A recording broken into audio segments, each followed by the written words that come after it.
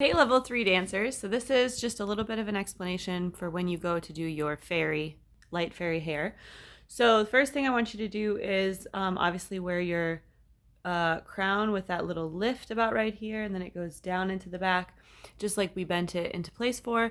And then I want you to try and have your hair be kind of soft. You see like how this hair isn't pulled back really tight.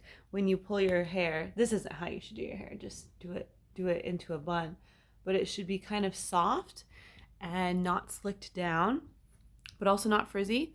So just play around with that. And then your bun as well, when you roll it, if you could roll the sock bun form bun, right?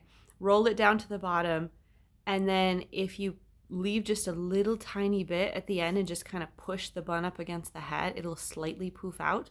And that will give you a more soft bun, which would be a better look, kind of a bigger look.